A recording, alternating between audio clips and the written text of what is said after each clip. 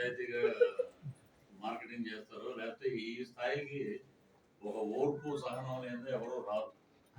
ఇది ఏంటంటే నేను ఏం చెప్తానంటే మెయిన్ ఐపీఎల్ టీం లాగా ఇప్పుడు మీకు అన్ని ఇచ్చారు, గోల్డ్, ఎల్లో, డేంజర్, రెడ్ అని. అక్కడ ఐపీఎల్లో ప్రాణాలు పోయేటట్టు ఆఖరి బంది వరకు కొట్టడానికి ట్రై చేస్తారు, 6 వరకు.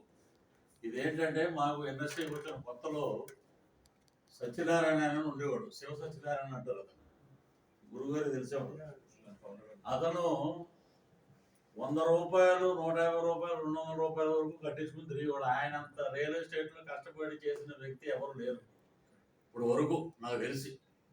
శివ సత్యనారాయణ అంటే రియల్ ఎస్టేట్ లో ఎంటబడి కట్టించుకునేవాడు, తీసుకెళ్లి చూపించేవాడు.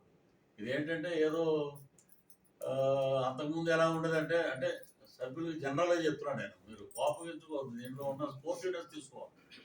కొంతమంది ఏంటంటే జాయిన్ అవుతారు, ఏదో కారు పెడతారు, తీసుకెళ్తాం, నలుగురు చూపించేసి మళ్ళీ వచ్చేద్దాం, అలా ఉండకూడదు.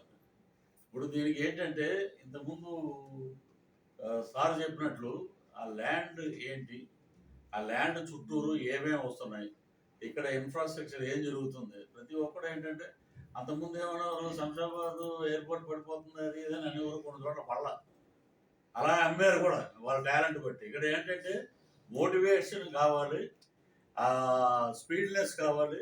అవి ఏంటంటే ఎదటోడిని మాటలతోటి పడేయడం కాదు, అక్కడ ఉన్న ప్రోడక్ట్ చూపించాలి. ఇప్పుడు ఇది మాకు బ్రహ్మాండమైన ల్యాండ్ అంటే ఇది కొట్టేది లేదు, ఇక్కడ ఇవి ఏర్పడుతున్నాయి, ఇక్కడ బ్రహ్మాండంగా